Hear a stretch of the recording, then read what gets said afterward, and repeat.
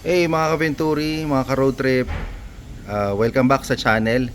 In this episode, pag-usapan natin ang gusto nating mangyari, magpalit ng coolant sa Bristol Venturi 500. So isa na namang maintenance project.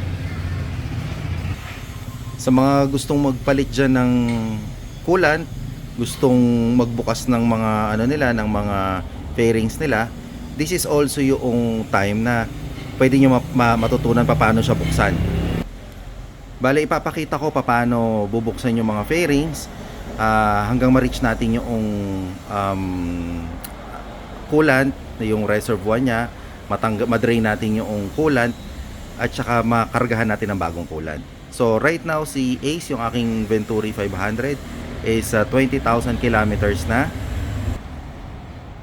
3 years na yung bike and marami na siya natakbo. Ilang beses siya nakapag North Loop. Hindi naman ako nag-overheat.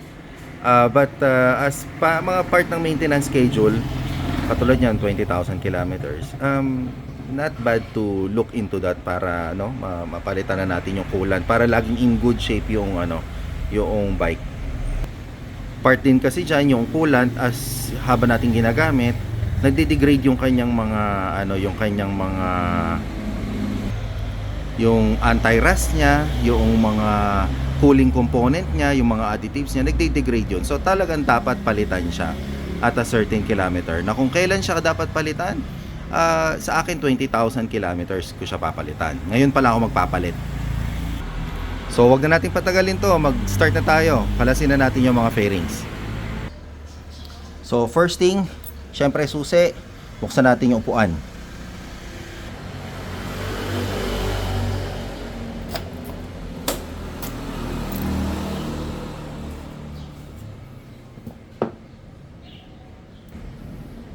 Next, kailangan natin ng wrench. Number 10 mm to. Para matanggal to.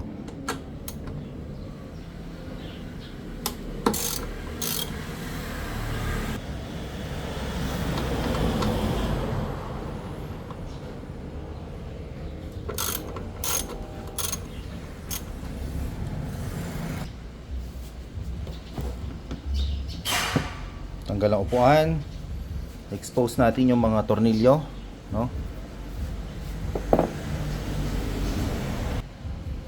So at this time, alisin ko muna yung mga accessories ko tulad nito, no, para maluwag siya. So for me, hindi tayo pare-pareho. Ako, meron akong stabilizer, steering, dampener. So ito, alisin ko muna para matanggal ko tong part na to, no? So gagamit ako ng Allen para dito. Okay? Since hindi yan kasya dun sa sa wrench ko, ito kailangan ko ng adapter. So kakabit ko yan dito. Then kasya na sa wrench ko.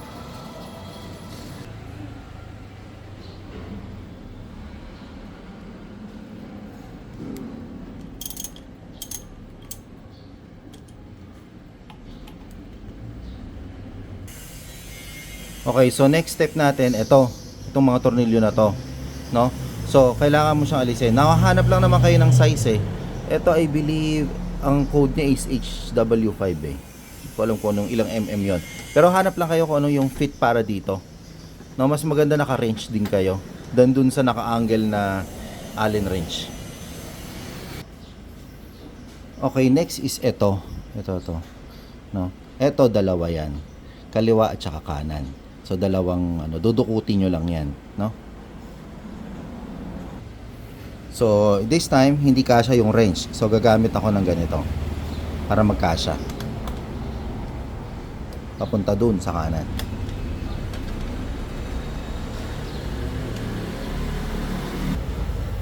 Bali, ito yung kabilang side, ito. No, nasa right side to. Ganun din, papunta rin sa kanan. So at this point, natanggal ko na yung mga tornilyo dito, natanggal ko na yung mga tornilyo dito sa loob. Ito, maaalis mo na siya. You just have to press ng kaunti.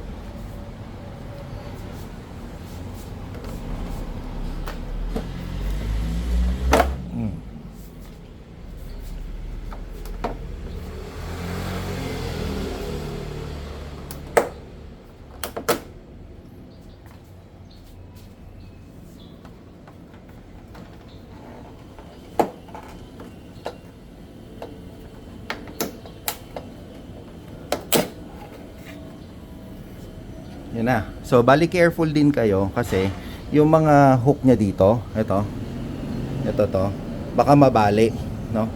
So, careful lang din. Ayan o. Diba? Walang damage, no? Kita nyo? So, dahan-dahan lang din. Ngayon, ito tong mga tornilyo na to, kailangan nating alisin yan. Pero bago yan, may iba muna tayong gagawin.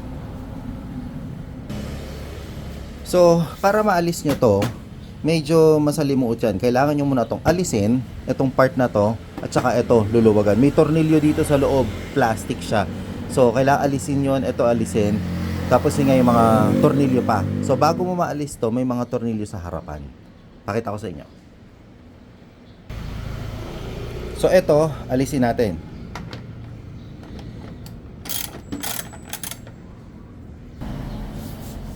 So, next is ito. Inalis ko na yun nandito sa taas. Ito naman ngayon. Okay?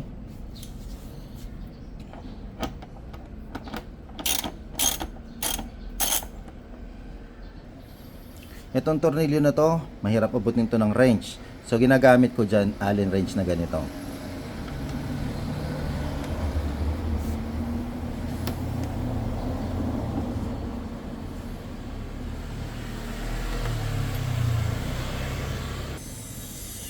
So ayan, naalis ko na yung dalawa. Nabunot ko na rin sila. Next, alisin naman natin yung nandito. Ito guys, itong tornilyo na to, Allen wrench din yan. Ito, yung wrench lang, no? Yung square na yan siya. So, kailangan natin itong alisin, tsaka ito.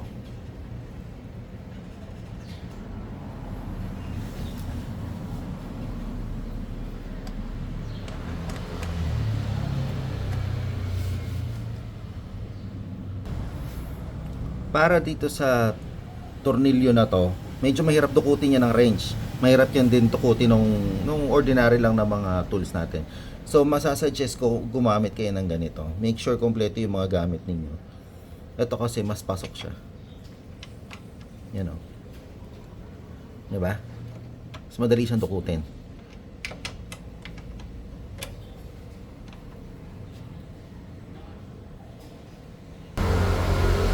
Next, naalisin natin ito. So, nasa ilalim siya ng ng bumper. So may tuka. Tapos yung susunod, ito yung susunod. Ayan o. Alisin natin yan.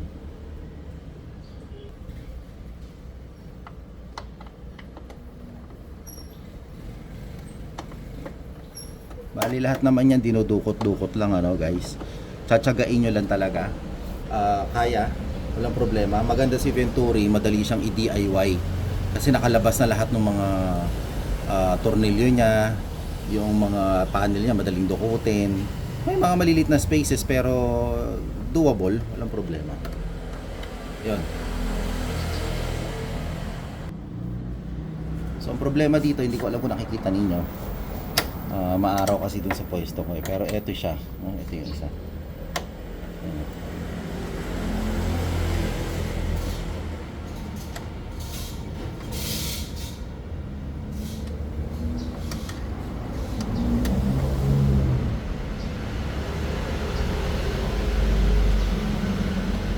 So pag nagkaalis kayo nito, gusto niyo talaga madukot yung buong loob ng ni Venturi.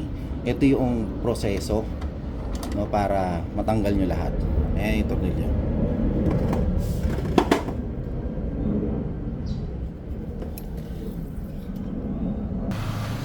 So bali na alisan natin yung mga tornilyo. Ito na ngayon, aalisin na natin tong part na to. Now, wala tayong special tools. Daliri nyo lang, kamay nyo lang. Angat nyo dito sa may part na to.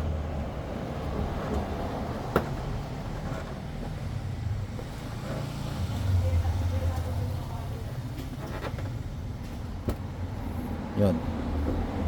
Meron siyang parang rubber na nakadikit sa kanya. Na hindi nakadikit, parang nakashoot siya sa loob na gano'n. May rubber yan dito eh.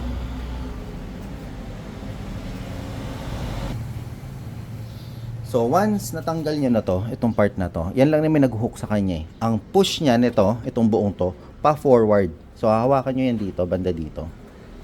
Yan Gumalaw na siya, lumusot na siya.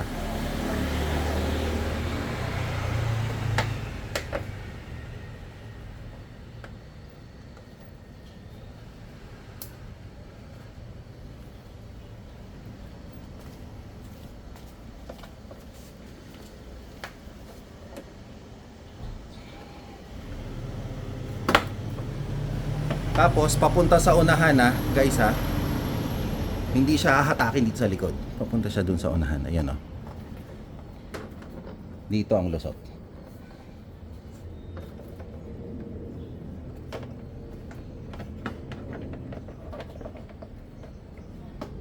Daan-daan lang din kasi kaya naman nating magasgas eh. Ayan. So ito na yung first part.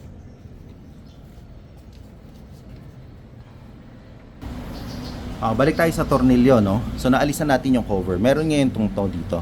Number 10 yan. Kailangan natin ito.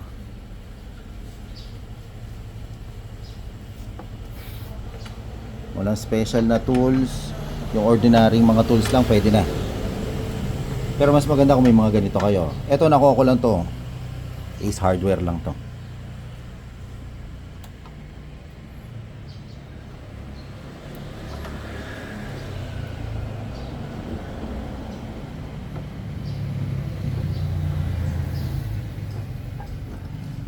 Ayun na, naalis na siya. Ngayon, ito yung susunod. Ito. Kailangan nyo maalis to.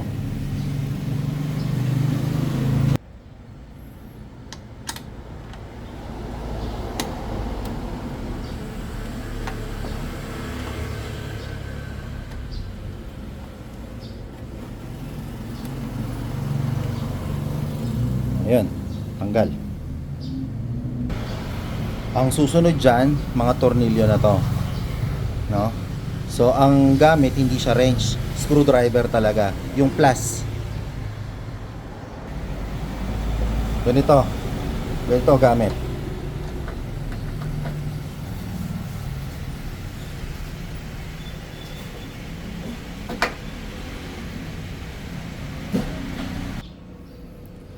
So natanggal ko na yung mga tornilyo dito. Pasensyahan nyo lang, medyo masakit yan, no? Kasi medyo mahirap siyang alisin talaga. Pero papunta yan sa kaliwa, no? Ang thread niya papunta sa kaliwa. Okay? Huwag kayong matakot. Kaya nyo yan. Ako, nahigpitan ko lang sa sarili ko. So, nahirapan ako dito sa sarili kong higpit. Pero kaya yan. Next, ang gagawin natin, meron ditong tornilyo dito, plastic, no? Plastic. Susungkitin yan. Yung parang sa kotse na plastic na bumubuka sa loob. Yun, kailangan nyo lang talaga ng panungkit. So, hindi ko alam kung mapapakita ko yan dito. Pero, eto, nandito siya. Ayan o. Bale, ang gamit ko dito, kasi nga masyado masikip yung lugar niya, ganitong kaliit na screwdriver lang. So, plus yan eh. Nandito yan. Tapos, kailangan nyo ng ganito. Mas maganda. Para masungkit ninyo yung bahay niya, madaling mahugot. Okay? Hindi ko nga alam mapapakita kasi sa liit eh, ha? Pero makakapa nyo yan dito. Bale, ito siya, oh. Ito yun, nasungkit ko na siya. Ito siya. Ito yung bahay niya, na nakakabit yan dito. Tapos, dahil pag nakasuot yan dito, bumubuka yan eh. Para siyang tox. So, kaya hindi mo siya basta mahahata. Kailangan mo na may panungkit dito para maangat mo siya. Okay? Yan, nandito siya sa loob.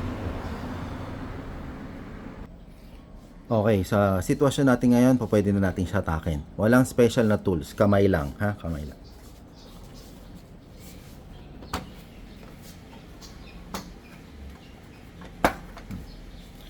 Dito sa part na to, may nakasuot din na parang rubber.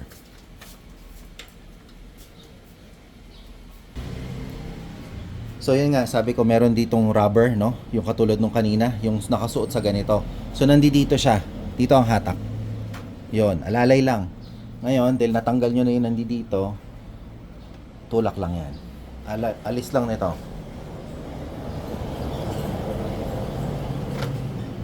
Papunta sa unahan ulit, ha. Tulak. Ayan na. Alis na siya. Ito na yung buong side.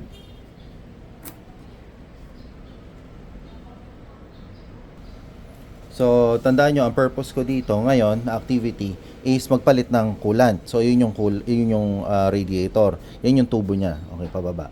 So, i-drain ko siya muna ngayon. Alisin ko na. Malamig pa yung engine. Hindi ako nagpapainit pa. So, malamig pa yung engine. Naalisin ko na yung kung ano yung meron ako ngayon.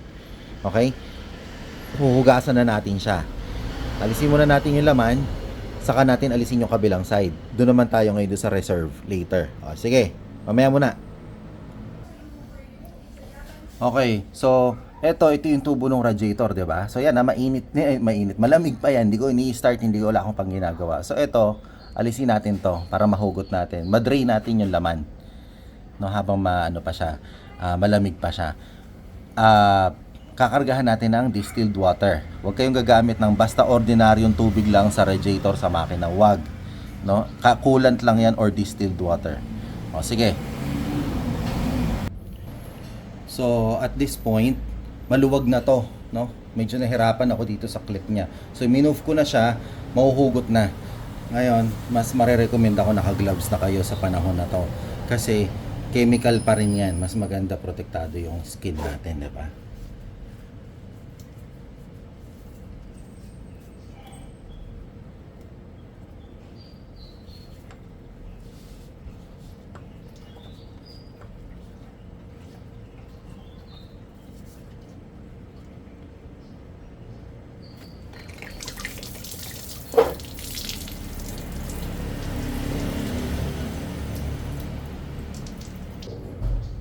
So, bali na drain ko na, natanggalan ko ng laman to. Itong papunta mismo sa engine. Ang aalisin ko naman ngayon yung i-drain ko yung laman ng reservoir para malinis siya. Saka natin papaandarin yung engine para mahugasan yung loob. Now, dito ako sa kabilang side, nasa right side ako ngayon nitong motor. Sa kasamaang palad, once upon a time sa buhay nitong motor ko, natumba ako dito sa may kanan. So ngayon, itong crash guard ko, medyo umurong. Hindi natin maalis ngayon itong mga sidings dito, itong mga fairings na to. Itong mga fairings na to. Kung hindi ko aalisin itong crash guard ko. So ito, ang solusyon dyan, alisin. Ito muna yung ginaano ko. May Allen wrench din tong loob nito. So meron naman akong wrench. So hahanap kayo ng size nito para matanggal ninyo siya. Mas maganda kung naka-wrench kayo kasi mas less yung effort ninyo than dun sa yung 90 degree na Allen wrench, no? So meron dito yung Allen wrench na yan at saka sa ilalim mismo ng tuka, number 12 yata to, no? 12 mm na screw. Ayun, sige, ito muna. Next, itong mga tornilyo na to, no? Kailangan natin siyang alisin, itong dalawa, para para matanggal ko tong kanan na crash guard, para mas maluwag to. Doon sa kabila, okay lang eh. Actually, hindi nyo kailangan alisin naman yung crash guard. Kung i-access nyo sana yung mga fairings ninyo. As long as kayo yung mga hindi natumba tulad ko. Ako natumba ako kaya medyo tabingi, pero hindi naman din ganun kalakas kaya hindi naman siya yung talagang nasira. So kung hindi naman, align pa rin yung sa inyo, hindi nyo kailangan gawin tong proseso na to. Kailangan ninyo lang ito diretso na tulad dun sa kabila. Madaling alisin yung mga fairings. Okay. So bale guys, ito na, no. Tinanggal ko na yung crash guard, no, Venturi. Tinanggal ko para may access ako dito. Mas madali ko siyang magawa. Okay, so the same lang to nung sa kabila kung paano alisin. Meron tayong tornilyo dito, tornilyo dun sa likod, dun sa loob, dito sa gilid, dito, hindi dito, tapos itong dalawa, ito, hindi ito, at saka itong tatlo, no? So, pareho lang siya, no, na kung yung aalisin. So, sige, isa-isahin natin. So, tulad ng sinabi ko, yung akin, kaya ako inalis to, is dahil natumba ako. So, dumikit yung crash guard ko. Hindi naman nakadikit, pero mas naging narrow yung space dito. Hindi ko basta tumaalis. Kasi tandaan ninyo, pa-forward yan. Pa-slide yan forward, no? Para matanggal mo to. So, wala, tatamaan na kagad yung mga ilaw ko pa lang. Kaya kailangan talaga. For those na hindi naman original pa rin, andun pa rin yung spasyo na kailangan para sa original, maaalis nyo to nang hindi nyo kailangan alisin yung crash guard. Okay? Yung kanina, yung pinakita ko, actually wala namang sequence, no, kung paano alisin yung mga tornilyo eh. Kung anong convenient sa inyo na mauna, edi yun na mauna ninyo. Pero wala naman yung sinabi na ito dapat step 1, step 2. Hindi. Basta importante, bottom line, lahat ng tornilyo, maalis. Okay? So ako, ito muna ang unahin ko. Ito na nakikita ko na eh. Tapos yung nandito sa harapan at saka yung nandito sa loob. Ito muna unahin ko. Okay, so ito na, no, medyo natanggal ko na yung ibang mga tornilyo. Ito, hugutin lang natin. Hugot. Hugot. At yung nandito, hugot. Okay? Ayan, yung mga tornilyo niya. So ito ngayon, tulad ng sabi ko, hindi mo kailangan special tools. Dalawang kamay lang. Ito, tong part na to nyo uunahin.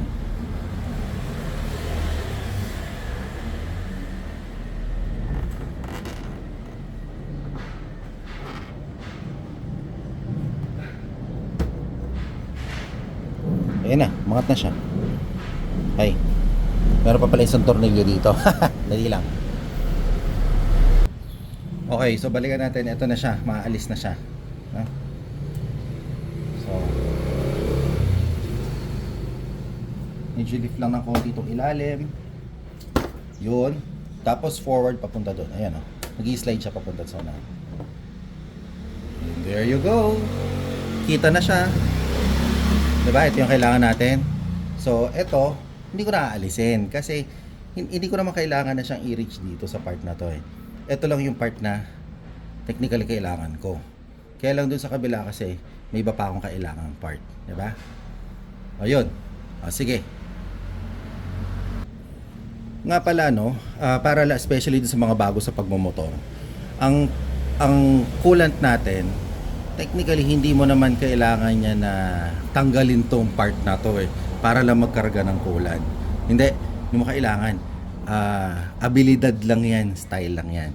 Ginagawa ko yan, bubuksan ko pag kailangan ko mag-refill, bubuksan ko yan. Lalo na especially malayo biyahe ko, bubuksan ko yan. Tapos dito ako dadaan, lalagyan ko ng tubo.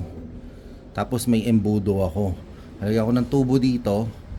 May embudo ako. Nandito siya sa taas. Doon ko lalagyan ng coolant. Doon ko papag-augusan ng coolant. Ayun na, makakargahan ko na siya. Diba? Hindi naman din kailangan punong-puno. Matatanaw mo rin naman to eh. Ngayon, para matanaw mo siya, pag nakakabit yon, ang kailangan mo flashlight. Kahit itong part na to, matutukan mo lang ng flashlight, makikita mo na dito sa harapan kung nasa low ka na o nasa full ka. Okay? Ayan, tip yan sa inyo ha. Okay, balik tayo. Madrain natin to. Now, para sa akin mas gusto kong alisin to para talaga madrain ko siya, mahugasan ko siya. So mas gugustuhin ko na alisin to. So meron tong dalawang bolt. Number 10 ang gamit ko, no? Dalawang bolt nandito sa ilalim at saka nandito sa gilid. Now, itong sa hose niya, meron niyang mga clip. Niluwagan ko lang, no? Para mahugot ko. Ayun, alisin ko to.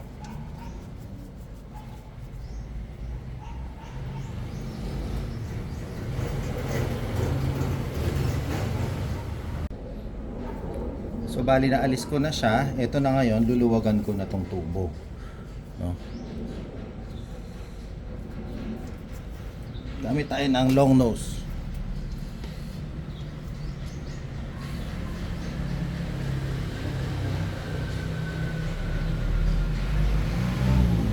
Dahan-dahan lang.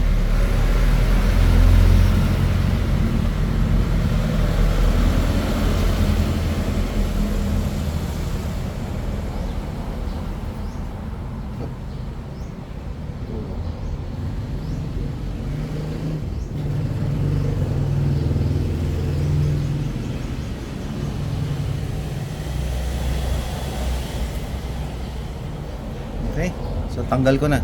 Ayan, tumutulo. So, na-drain ko na to. Okay na siya. Wala nang laman. No? Hindi ko pa nababanlawan. So, I'm setting this aside muna. Ngayon, ang panghugas natin, okay, distilled water. Okay, kahit na ito SM lang. Bonus. importante distilled. Huwag ninyong gagamitan nung galing mismo sa gripo ng tubig. Kasi yung radiator natin plus yung engine natin, hindi naman sila talaga yung nilagyan ng rust proofing na chemical, di ba? Hindi sila talaga nilagyan. Nilagyan man sila because of yung init,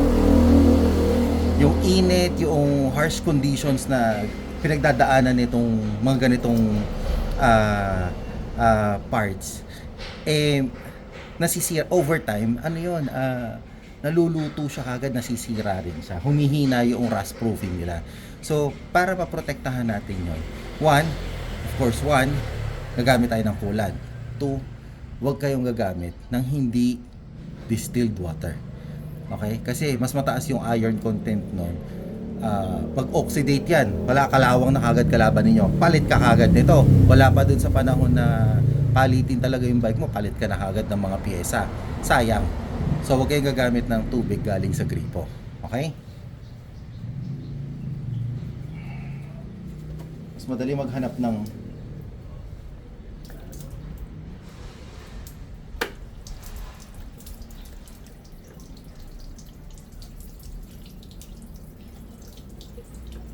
So, banlaw yung ginagawa natin, ano?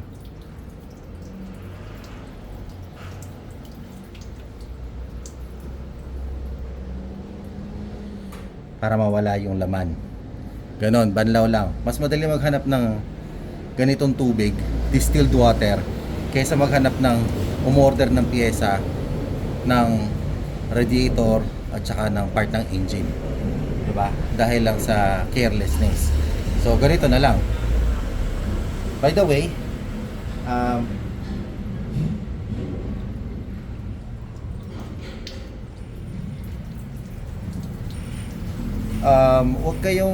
huwag ninyong paghahaluin yung coolant. Yung coolant kung nauna green, nakita nyo naman, di ba? Ngayon ang gagamitin ko, ito, yung kay Vic, no? True value ko nakuha. Now, nag-check ako ng reviews nito, maganda raw. Subukan natin, di ba?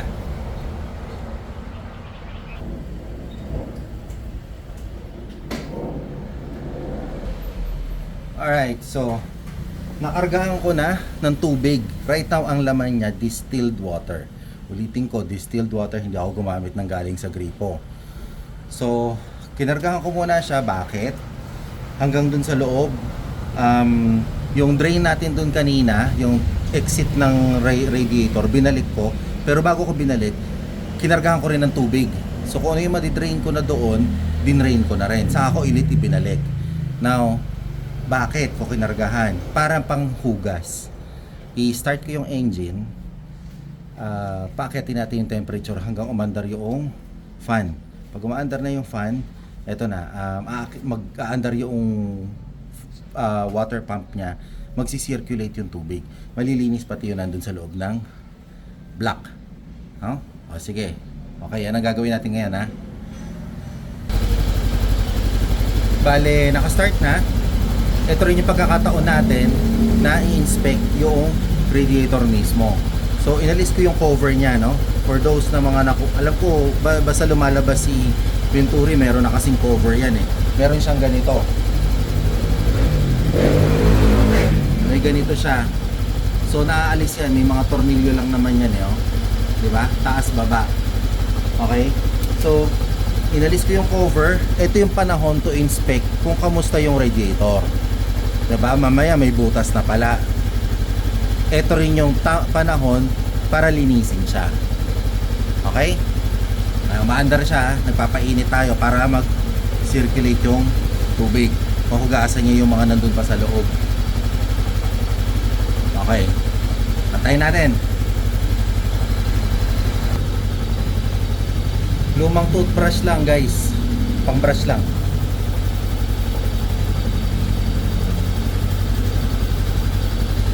Ano ko rin naman to, pag nagka-car wash ako, nagba-bike wash ako, binubombahan ko to ng power washer.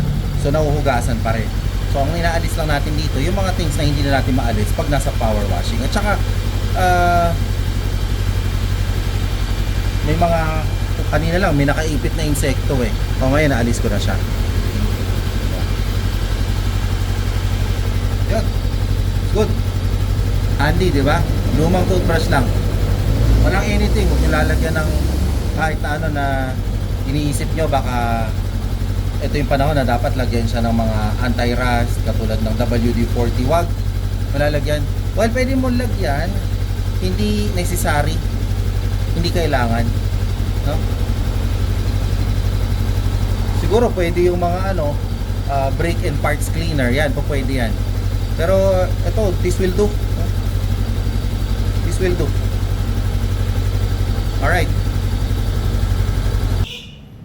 So right now nagpapalamig tayo ng makina, no. Napainit ko na siya, umikot na yung radiator, yung fan. So alam mo, nag-circulate na yung tubig. So isang banlaw lang naman to, tatabang na yung naunang coolant. Pwede na nating i-empty lang siya, yung susunod, yung mismong coolant na ipapalit na natin. Tulad nga sabi ko, ipapalit ko, pula na siya, di ba? Iba na yung kulay niya. So hindi bagay na kung paghahalo-haloin lang natin yung mga coolant. Hindi okay yon kasi may mga ibang additives sila, content, naglalaban-laban lang. Ang maapektuhan yung engine.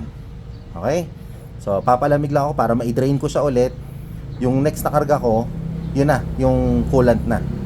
Okay, yung iba, 2, 3 pang ikot yan. Pero ako hindi na. Okay na ako dun sa isa lang.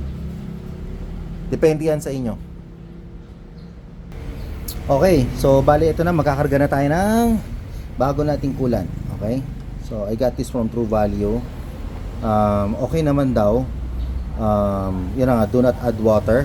Ito na siya, as is na siya. So, diretso na. Maganda raw to sa ano, sa mga motor nga. Alright. Sige, karga na natin.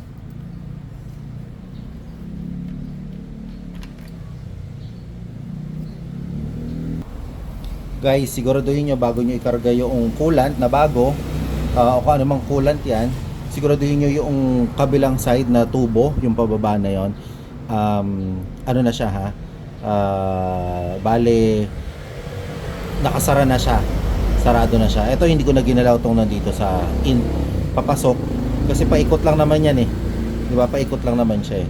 So nung naglagay ako ng tubig, umandar na siya, umikot na siya. Lumabas pa nga kanina medyo blue pa eh, pero yung light, sobrang light na blue na lang talaga. Talagang uusisain mo, may kulay pa pero sobrang light na, no? Sa akin tingin ko okay na siya. Kung meron mang sasama dito, majority tubig, which is okay lang. Konti lang din ang masasama sa kanya. Okay, pansin nyo rin nakatagilid yung bike, hindi ako nag-center stand para yung tubig talaga nakabanda doon, no? Malalaglag siya dun sa baba. Okay, karga ko lang to.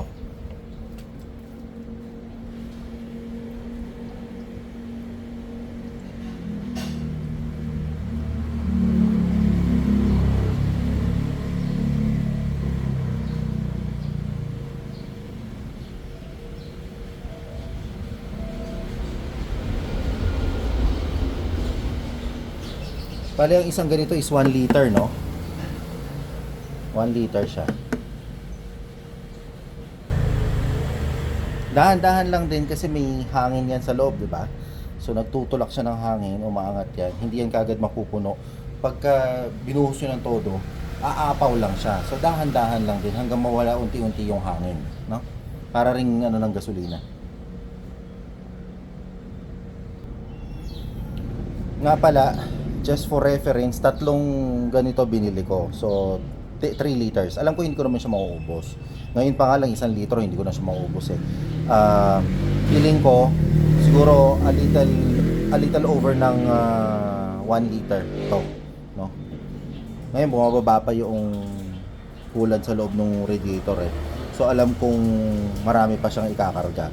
Pupunuin ko yan, pati yung reserve. So baka nga sabi mo, wag naman hindi naman siguro. Feeling ko mga 1.5 ganun. So puno na yung radiator ng coolant. Roughly naubos ko isang ganito, 1 liter. Now, ang kakargahan ko naman ngayon, itong reserve. Sorry, nalaglag. yung reserve. Kaya lang, syempre ang hirap naman, di ba? Sayang naman kung may masasayang ako. So gumamit ako ng imbudo. Okay, pwede siya. No?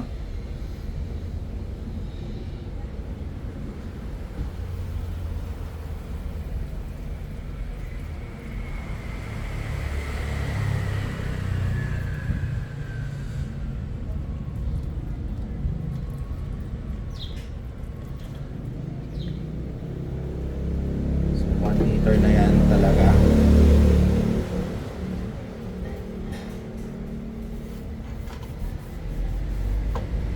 Punasan nyo agad kung anything na spillage ng ano, ng coolant, punasan nyo kagad kasi nakakasira yan ng ano, pintura. Well, ineksakto ko lang muna to dito. I-start natin ulit yung engine kasi ang mangyayari dyan, yung mga part na hindi pa natatakbuhan ng coolant, mapupuntahan na niya, no? So bababa pa yan, kaya papaandarin muna natin.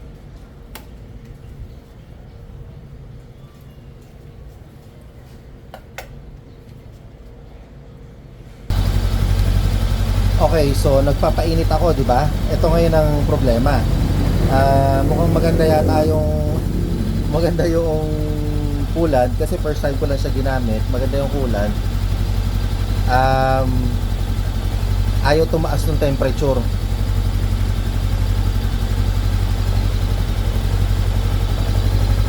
Tataas siya saglit lang hanggang 4 bars lang. Tumaas man siya ng 5, mag-on bigla yung ano niya, yung fan. Ngayon patay yung fan, oh. Kanina pa naka-on. So mag-on yung fan saglit, bababa ulit siya sa 3 bars. So hindi ko alam kung nagsi-circulate siya ng tama ngayon. Pero I think naman, 'di ba? Kasi yung water pump naman yan dapat tuloy-tuloy. Ayan. Ayan, nag-on siya. So malamig yung coolant.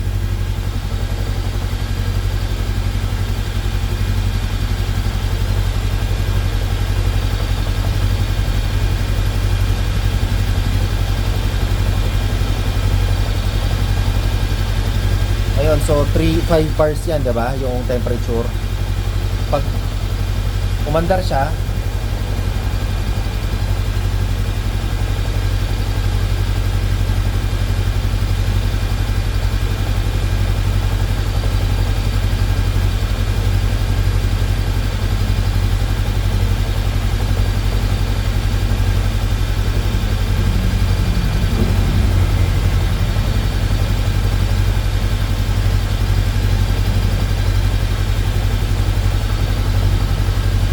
yun right now naglalaro siya sa 4-3-3-4-4, ganun ba, ganun siya.